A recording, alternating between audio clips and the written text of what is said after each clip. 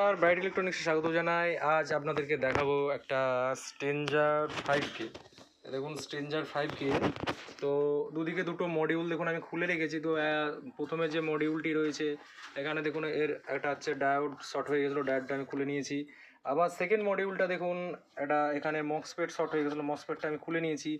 তো এবার মেশিনটা তাহলে মোটামুটি ট্রানজিস্টার ঠিক আছে, সবই ঠিক আছে, আমি ভেবে দেখলাম তো চলার কথা, কিন্তু চলছে না। তা সত্ত্বেও শর্ট দেখাচ্ছে। দেখুন আমি টোটাল কানেক্টারগুলো সব দুদিকেরই কানেক্টার আমি সব খুলে নিয়েছি। আর দেখুন আমি এসিটা ডাইরেক্ট ট্রান্সফর্মার থেকে আমি এসিটা একটা তার দিয়ে ডাইরেক্ট আমি লাগাচ্ছি। দেখুন কি অবস্থা। দেখুন আমি কানেকশানটা দিলাম। তো দেওয়ার পর আমি এখানে লাইনটা দিচ্ছি, 1 মিনিট। লাইনটা দিলাম। দেখুন লাইন দেওয়ার সঙ্গে সঙ্গেই একদম ল্যাম্প সাদা হয়ে চলছে। তার মানে হচ্ছে ট্রান্সফর্মারটি শর্ট হয়ে গেছে। ট্রান্সফর্মার লাইনটা আমি ডাইরেক্ট করে নিয়েছি। ট্রান্সফর্মার যে প্রাইমারি সেকশান, পুরো প্রাইমারি সেকশান পুরো শর্ট হয়ে গেছে। তো এই অবস্থায় মেশিনকে সঙ্গে সঙ্গে তো রেডি করা যাবে না, ট্রান্সফর্মার নিয়ে আসতে হবে, মডিউল রেডি করতে হবে, অনেক খাটুনির কাজ আছে। ওকে, তো এই যে দেখছেন ট্রান্সফর্মারটা প্রাইমারি সেকশনটা শর্ট হয়ে গেছে, এর সব থেকে একটা বড় কারণ, বিশেষ করে দেখুন এই যে মডিউলগুলো যে ট্রানজিস্টার দেওয়া আছে না, একদম পুরো অনেকগুলো করে ট্রানজিস্টার দেওয়া আছে, যেটা 2 ohmsে একদম পারফেক্ট মেশিন হচ্ছে 5K। কিন্তু এর মধ্যে আর একটা ব্যাপার আছে, এদের যে ভোল্টেজটা হয়, তো মোটামুটি আমি যদি 200-র উপর, বিশেষ করে 220, 225, 230, কিন্তু ওই জায়গায় যাওয়া যাবে না। একদম 220-র মধ্যে রাখলে এটা বেটার হয়।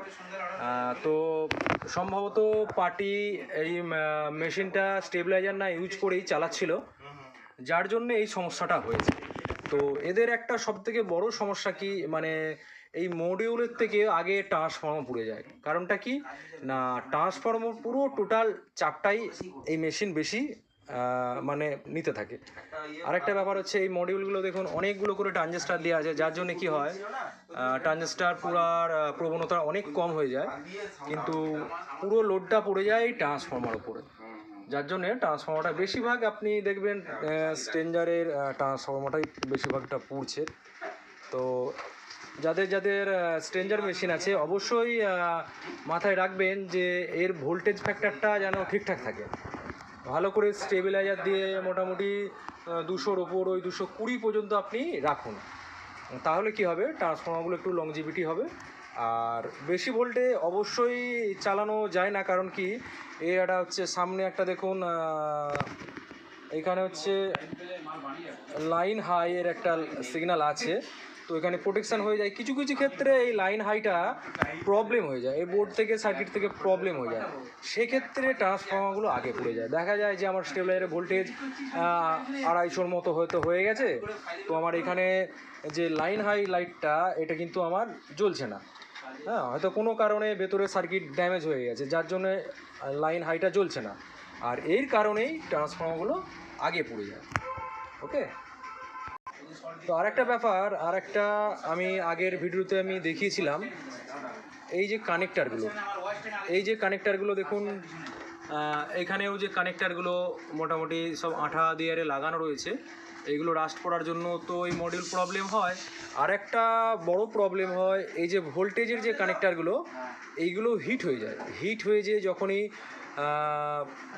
হিট হয়ে যে চলতে থাকে, তখন এই কানেক্টারগুলো কিছু কিছু মিসম্যাচ হয়, ফ্লাশিং হয়। ফ্লাশিং হওয়ার জন্যই আরও এই ধরনের বড় সমস্যাগুলো হয়, বিশেষ করে ট্রান্সফর্মার উপর টোটাল চাপটা তো পড়ে, এই জন্য বড় সমস্যাগুলো দেখা দেয়।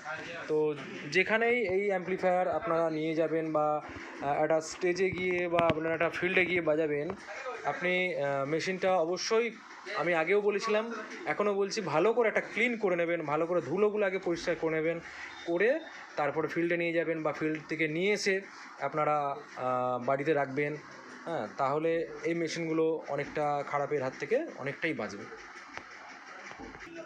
আর একটা বড় ব্যাপার বলি, এই যে ট্রান্সফর্মারটা দেখছেন, ট্রান্সফর্মারটা এখন জ্বলে গেছে। তো এই ট্রান্সফর্মারটা কিভাবে আপনারা পাবেন বা কি করলে আপনি হাতের কাছে আবার একটা অরিজিনাল ভালো ট্রান্সফর্মার পাবেন?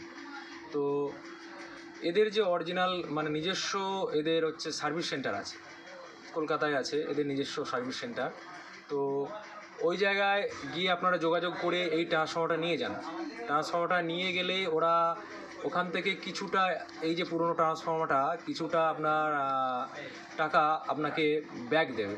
এবার তার সাথে নতুন যে ট্রান্সফর্মারটা দেবে আপনাকে না, অনেকটাই আপনাকে কনসিডার করে দেবে। কিন্তু মার্কেট থেকে আপনি যদি কিনতে যান, মার্কেটে যদি আপনি কিনতে যান, এই ট্রান্সফর্মারটা অনেক টাকাই দাম নিয়ে নেবে, আপনার অনেক টাকা খরচ হয়ে যাবে। আর এই পোড়া ট্রান্সফর্মারগুলো এরা রিপ্লেস করে দেয় স্ট্রেঞ্জার কোম্পানি। তো আমরা অনেকজনকেই পাঠিয়েছিলাম, এদের যে নিজস্ব কেয়ার আছে বা নিজস্ব সার্ভিস সেন্টার আছে, তো সেখান থেকে ট্রান্সফর্মার নিয়ে এসেছে। বলেছে অনেকটাই বাজেটের সেভ হয়েছে, শুধু জাস্ট যাতায়াত খরচটা লাগবে, হ্যাঁ যেটা। আর আপনার এই ট্রান্সফর্মারটা নিয়ে যেতে হবে, ওখানে জমা দিতে হবে, ওরা ওখান থেকে এই ট্রান্সফর্মারটা কিছুটা মাইনাস করে আপনাকে নতুন ট্রান্সফর্মার দিয়ে দেবে। ওকে, তো ভিডিওটি কেমন লাগলো অবশ্যই জানাবেন।